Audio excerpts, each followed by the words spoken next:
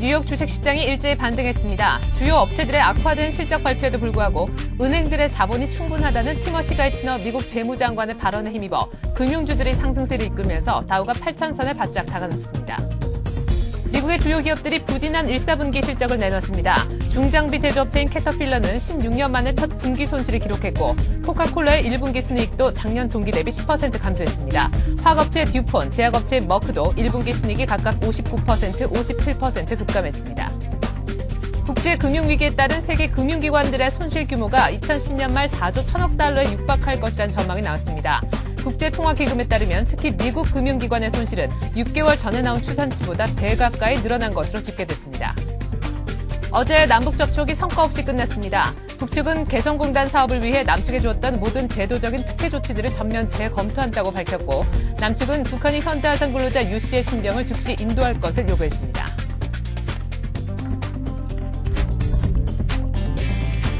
안녕하십니까. 이슈 마켓의 최혜린입니다. 뉴욕 주식시장이 실적 악재를 딛고 반등에 결국 성공했습니다.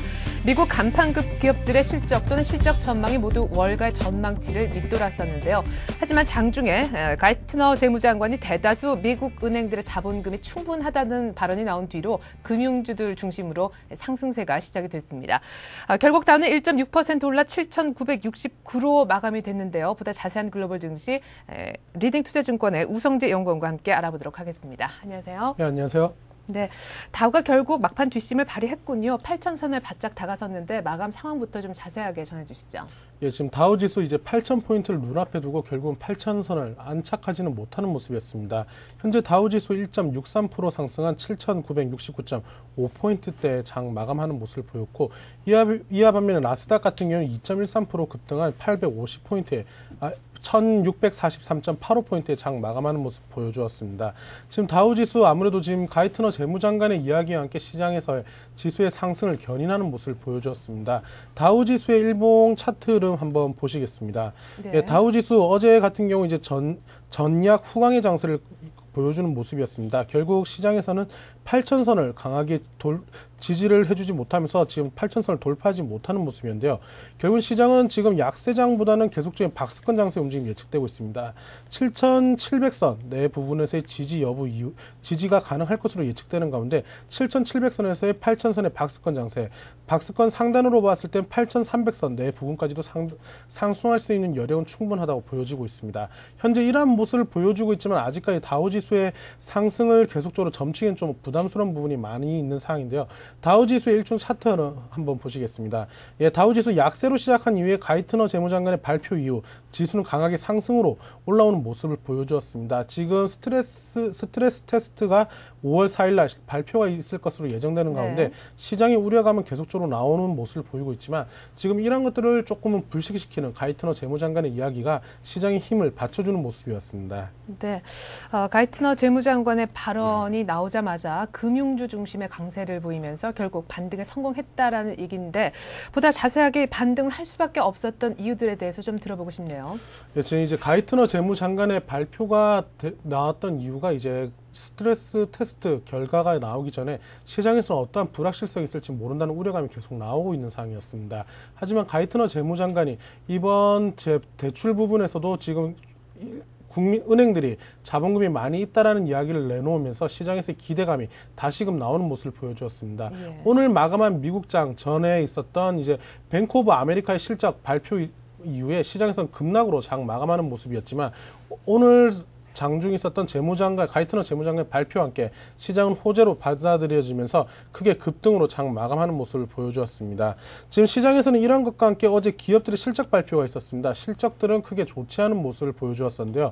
지금 봤을 때 캐터필러 같은 경우는 1분기에 1억 1,200만 달러의 순손실을 기록하면서 16년 만에 처음으로 분기 손실을 났다고 발표를 했었는데요. 하지만 이제 일회성 항목을 제외했을 경우 순이익이 주당 39센트로 월가 예상치 5센트를 크게 상회하는 모습을 보여주었습니다. 결국은 이러한 것으로 인해서 주가가 3% 상승하는 모습을 보여주었지만 시장에서는 코카콜라 같은 경우 1분기 순이익이 13억 5천만 달러를 기록하면서 전년 동기 15억 달러에서 감소하면서 시장에서는 하락으로 장 마감하는 등 종목별 실적에 따라서 시장의 움직임이 좀 많이 달라지는 모습을 보여주었습니다. 하지만 이제 텍사스 인스트루먼트 같은 경우는 34.9% 9%나 상승하는 모습을 보여주었는데요. 지난 1분기 순이익이 1,700만 달러를 기록하면서 주당 2센트 적자를 기록할 것으로 예상한 것을 크게 웃도는 모습을 보이면서 지금 텍사스 인스트루먼트 같은 경우는 크게 상승하는 모습을 보여주었습니다. 결국은 이러한 것들로 인해서 오늘 우리나라 반도체 업종에서도 강한 상승 흐름을 이어져 나갈 수 있을 것으로 기대되고 있는 가운데 지금 프리마켓에서도 인스트루먼트 같은 경우에 강한 상승세 흐름 이어져 나가는 모습을 보여주고 있습니다. 지금 이와 함께 이제 야후의 이제 M&A에 대한 얘기가 다시금 나오고 있는 모습을 보이고 있습니다. 네. 야후와 마이크로소프트사와의 이제 파트너십 체결에 대한 기대감이 나오면서 시장은 상승으로 장 마감하는 모습 보여주었습니다. 네. 자, 전날 대출 부실화 우려가 부각이 많이 됐었는데 가이트너 재무장관의 발언에 힘입어서 금융주들이 다시금 살아나는 그런 모습을 보여줬고요. 때문에 오늘 우리 금융주들도 괜찮은 흐름 보여주지 않을까라는 기대를 해볼 수 있는 대목인 것 같습니다. 자, 한편 전보다 낮은 실적을 거의 발표한 기업들은 거의 없었다라고 보여지지만 자, 이런 가운데도 콘 연방준비제도 이사회 부의장이요. 올해 안에 경기 회복이 가능하다 이런 낙관적인 발언을 해서 또 주목을 끌고 있습니다. 어떤 내용입니까? 예, 지금 이제 콘 부의장이 이제 2009년도 말쯤 됐을 때는 경기 회복이 돌아설 것이라는 이야기를 내놨었는데요. 하지만 시장에서는 장 초반 이러한 것들이 크게 호재로 적용되지는 못하는 모습이었습니다. 지금 이제 FRB에서 지금 정책적으로 내놓고 있는 것들로 인해서 2009년도 말부터는 경제 둔화가 이제 해소되는 모습을 보여줄 거라는 기대감을 내놓으면서 만약 경제 침체 국면이 계속적으로 됐을 경우에는 더욱더 강력한 정책을 내놓을 의사가 있다라는 발표를 했었습니다. 하지만 시장에서는 이러한 것들이 큰 호재로 작용되기보다는 어차피 시장의 수순대로 돌아갈 것이라는 것과 5월에 있을 스트레스 테스트 결과에 대한 우려감이 계속 나오면서 시장은 관망세로 시작을 했었습니다.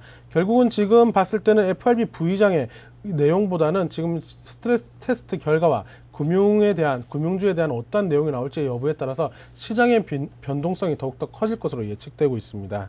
네, 사실 이 연준의 유동성 공급 정책을 놓고요. 연준 내부적으로도 지금 여러 가지 목소리가 나오면서 의견이 좀 엇갈리고 있다라고 하는데 인플레 우려도 나오고 있죠. 개인적으로 어떤 전망 갖고 계십니까? 네, 일단은 지금 인플레이션 우려는 계속적으로 나올 수밖에 없을 것으로 보이고 있습니다. 하지만 인플레이션을 논하기 전에 디플레이션에 대한 이야기를 먼저 내놔야 될 것 같은데요. 예. 지금 현재 미국 경제가 침체 국면에서 벗어나지 못하면서 인플레이션을 우려하기는 아직까지 시기상조라고 보여지고 있습니다.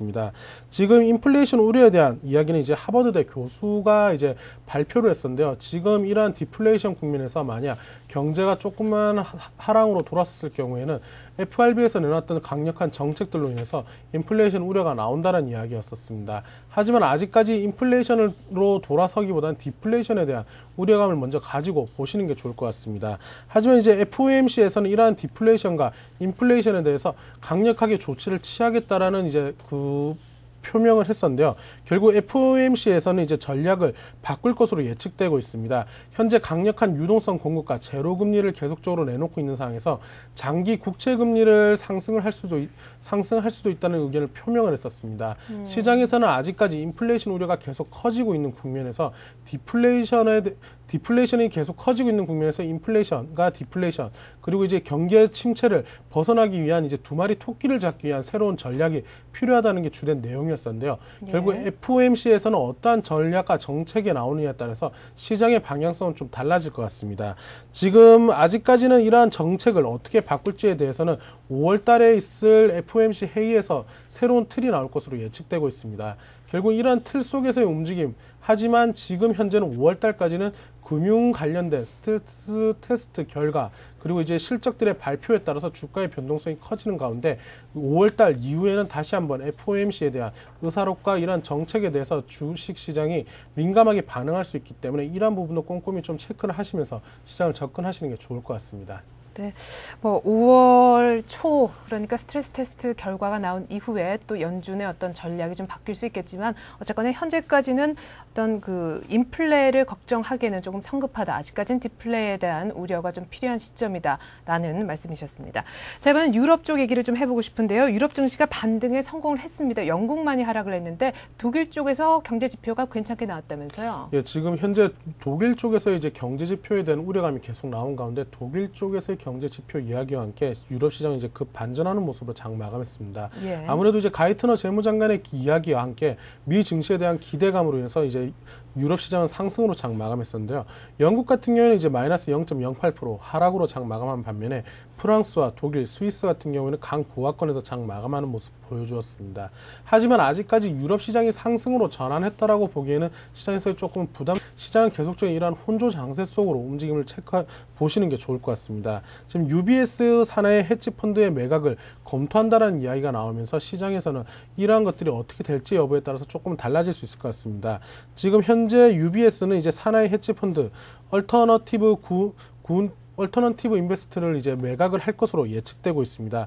지금 현재 이러한 것들의 운용 자산이 95억 달러 이상으로 되고 있는 대규모 헤지펀드였기 때문에 이것들이 어디에 매각되느냐에 따라서 시장의 움직임 또한 달라질 수 있을 것으로 보이고 있습니다. 현재 독일의 유럽 경제센터가 발표한 4월의 독일 경기 기대 지수가 13으로 나오면서 지난달 마이너스 3.5에서부터 큰 폭으로 개선되는 모습을 보여주었습니다. 결국은 독일 경제가 침체 국면을 벗어나지 않을까라는 기대 심리가 나오면서 독일 시장 상승으로 장 마감하는 모습을 보여주었지만 아직까지 마이너스대에서 플러스로 전환했다고 했지만 일시적인 부분도 무시할 수 없기 때문에 이러한 부분 또한 우려감을 가지면서 보시는 게 좋을 것 같습니다.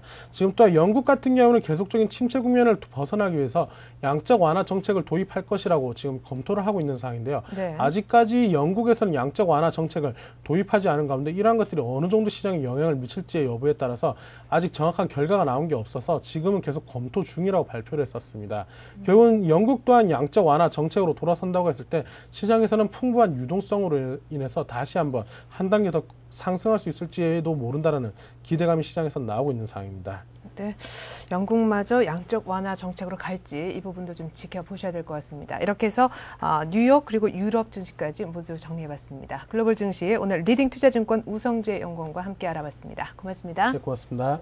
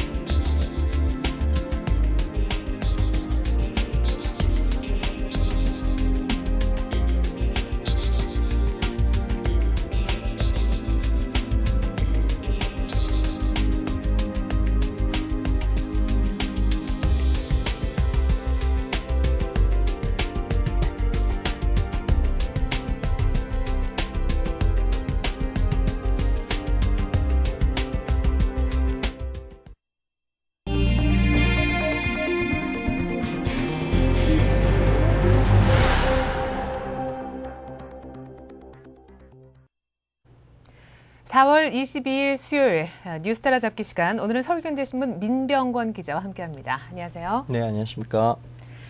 요즘 경제 전문가들 사이에서 경기가 곧 바닥을 칠 것인가 말 것인가 의견이 참 분분한데요. 네. 이런 가운데 이명박 대통령이 올 1사분기 경제 성과에 대해서 상당히 긍정적인 발언을 했어요. 네, 그렇습니다.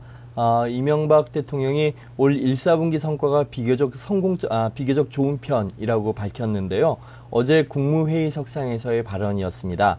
마침 한국은행이 오늘 24일 1분기 국내 총생산, 즉 GDP의 속보치를 발표할 예정이거든요. 네. 따라서 대통령이 이 내용을 사전에 보고받고 낙관적인 발언을 했을 것이라는 관측이 있습니다. 한국은행이 발표할 1분기 속보치는 일단 지난 4분기보다는 플러스 성장을 했을 것이라는 관측이 일반적인데요. 특히 그 성장률도 예상치를 상회할 것이다 라는 게 일반적인 분석입니다. 한국은행은 이미 지난 10일 올 1분기 GDP 성장률이 전분기보다 0.2% 성장할 것이라는 예측을 내놓았거든요. 따라서 24일 발표체는 이 예상치를 소폭이나마 뛰어넘을 수 있다는 기대감이 시장에 형성되고 있습니다. 네. 안 그래도 지금 OECD 30개 회원국 가운데 한국의 지금 경제 회복 속도가 가장 빠르다 하는 얘기도 이미 나온 상태에서 이런 이명박 대통령의 발언까지 있어 지금 회복에 대한 기대감이 큰 상황인데요. 네. 전분기 대비 0.2% 성장이라는 게 언뜻 듣기로는 제로 성장하고도 별반 차이가 없게 느껴지거든요. 네. 예. 이제 수치만 보면 좀 그럴 수 있습니다. 예. 물론 0.2%라는 수치 자체는 좀 시큰둥하게 들릴 수도 있습니다만 네. 이것이 하나의 추세라는 점에 좀 주목해야 될 것 같습니다. 즉 우리 경제가 마이너스 성장을 벗어나서 본격적인 플러스 성장의 기조로 가는 게 아니냐는 이제 분석인데요. 네네. 전분기 GDP 성장률을 보면 지난해 4분기에는 마이너스 5.6%를 기록했었거든요. 네. 이것이 올 1분기에는 0.2%지만 소폭으로 플러스로 전환된다는 데 의미가 있습니다. 그리고 이제 실제로 그 한국은행이 올 2분기 GDP 성장률 예측을 또 한 바가 있는데요. 그에 따르면 0.5% 상승을 또 예측한 바 있고요. 또 3분기에도 0.9% 플러스 성장할 것이라고 예측을 한 바 있습니다. 따라서 이런 것들이 이제 그 심리적으로 우리 경제가 조기에 불황을 극복할 수 있지 않겠느냐라는 어떤 그 기제가 되고 있는데요. 점점 그 성장률 폭이 늘어간다는 점에 좀 주목할 필요가 있습니다. 이 밖에도 각종 지표들이 호전되고 있습니다. 올 2월 소비재 판매가 1월보다 5% 증가했고요. 2월에 건설 투자 역시 1월보다 12.2% 늘어났습니다.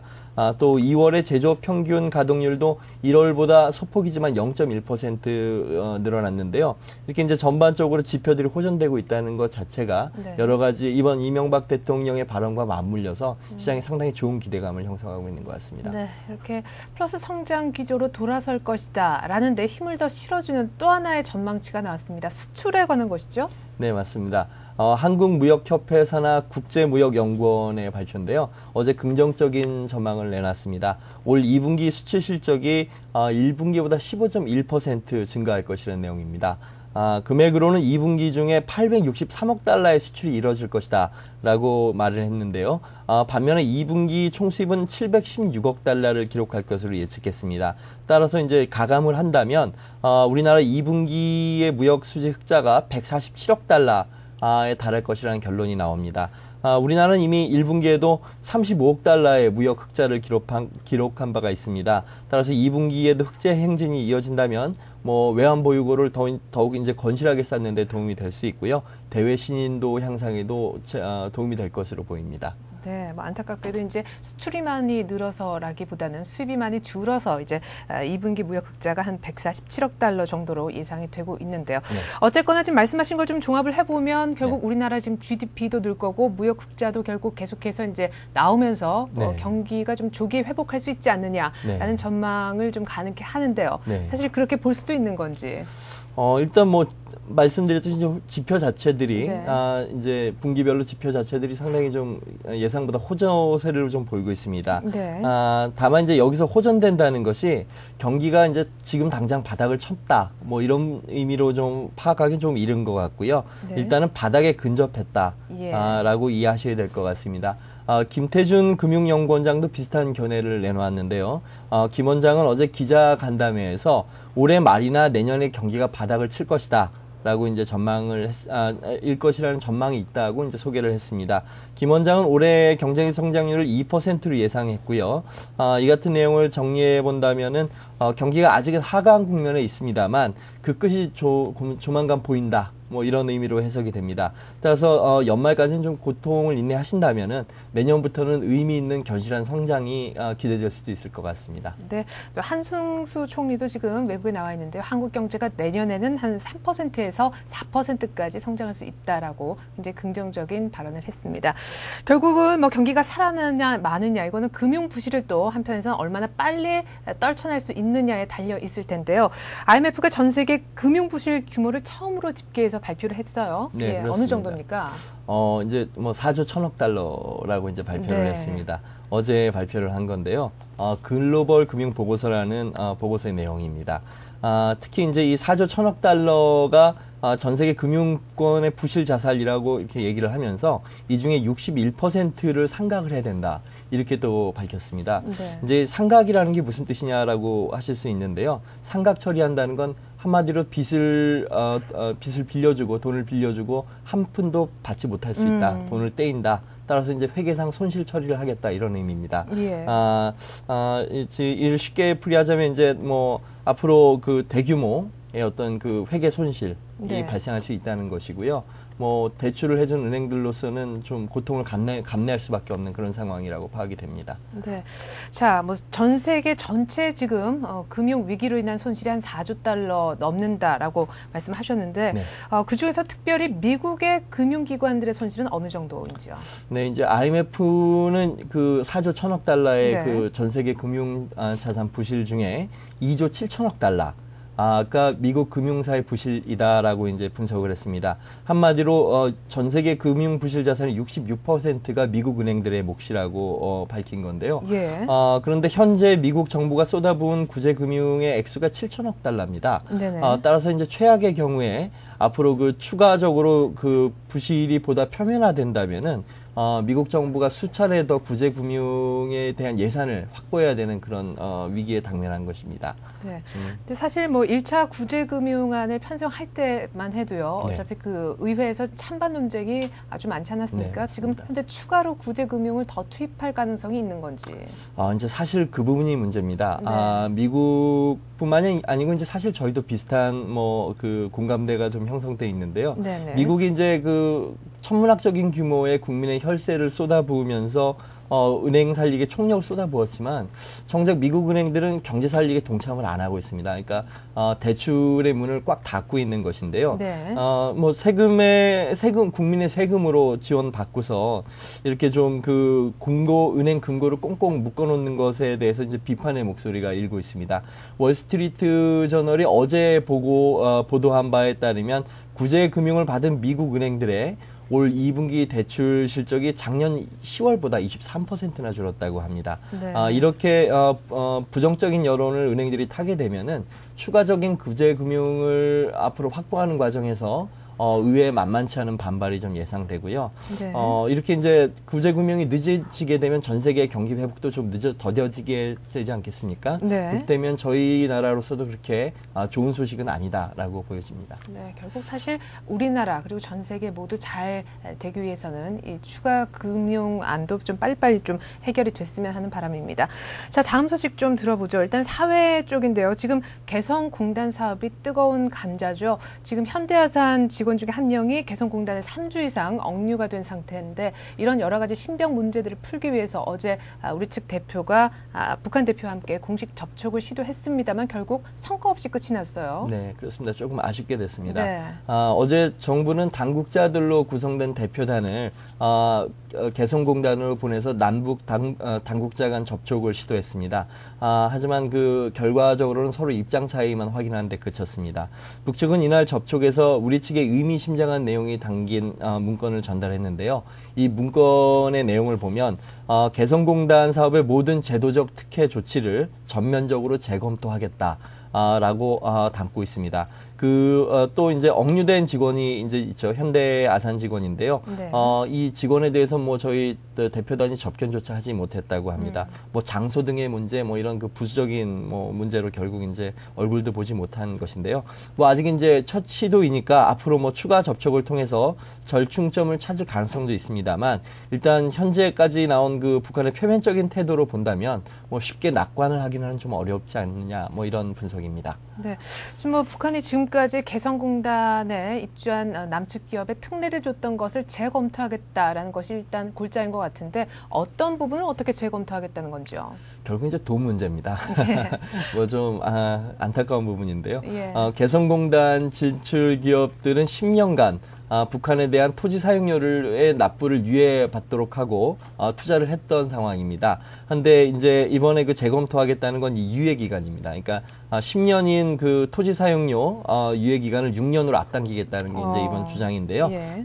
그 개성공단 기업들의 첫 입주가 2005년도 무렵이었거든요. 네네. 따라서 이제 계산을 하면 내년부터 토지 이용료를 내라는 것입니다. 또 이와 더불어서 이제 북측은 노동자들의 임금, 그러니까 북한 노동자들이 이제 개성공단에서 일하고 있지 않습니까? 네. 그 임금을 좀 현실에 맞게 재조정해달라라고 이제 그 밝혔는데요. 한마디로 임금을 올리라는 얘기입니다. 네. 하지만 뭐 저희가 이제 보통 뭐 임금이라고 하면 당연히 근로자들이 가져야 되지만 예. 실질적으로 그 현지에 가보면 임금이 이제 관계 당국을 통해서 지급되고 있고요. 그러니까 저희 기업들이 월급을 지급하면 그게 관계 당국이라고 하고 그것이 이제 일부가 그중에 아주 일부만이 이제 근로자들에게 지급됩니다. 그러니까 사실상 말임금이지 북측에 대한 어떤 지원금인 셈인데요. 이런 돈을 이제 더 달라는 것으로 이해가 되고요. 네. 이런 가운데 이제 현대아산직원까지 억류가 돼 있지 않습니까? 네네. 그러니까 이게 모양새가 돈 더 받아내려고 저희 국민을 인질로 삼은 게 아니냐, 뭐 좀 이런 모양새가 됐습니다. 그래서 참 그 같은 동포끼리 예. 너무 좀 박하지 않느냐, 예. 좀 그런 눈총을 사고 있는 실정입니다. 네. 그러니까 결국은 개성공단에서 일하고 있는 북한 근로자들 임금을 올리고 임대료도 좀 당겨서 내라 하는 것 같은데 네. 개성공단에 진출해 있는 기업들의 반응 뭐 안 좋겠군요. 뭐 매우 어둡습니다. 예.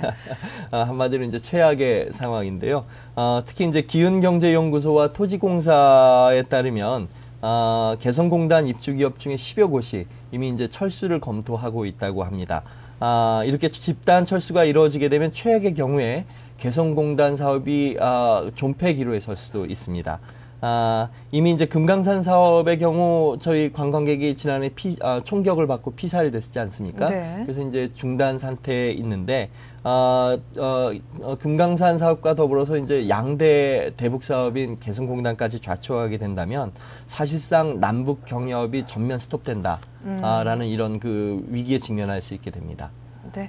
사실 뭐 개성공단 사업하면 남북 관계 또 유일한 끈 아니겠습니까? 그렇습니다. 이게 혹시 끊기지 않을까 지금 좌초 위기에 놓여 있어서 좀 마음이 아픈데요. 부디 북한 당국이 보다 대승적인 차원에서 사태 해결에 좀 적극적인 모습을 보여줬으면 하는 바람 가져봅니다. 지금까지 민병권 기자와 함께했습니다. 고맙습니다. 네, 고맙습니다.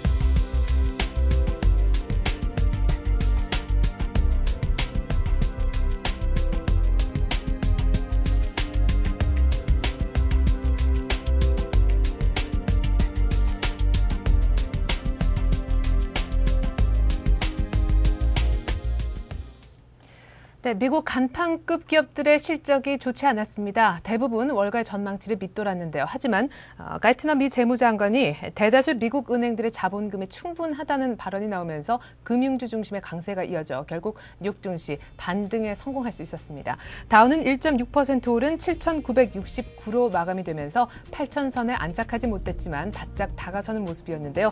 한편 유럽 증시도 반등을 했습니다. 영국만이 소폭 하락하는 모습이었는데요. 국제 유가도 최근 들어 계속 주가가 오르면서 같이 상승하는 흐름, 동조화 현상을 보여주고 있죠. 소폭 오른 46달러 51센트를 기록했습니다. 저는 1시간 뒤에 출발 센 증시로 다시 인사드리겠습니다. 고맙습니다.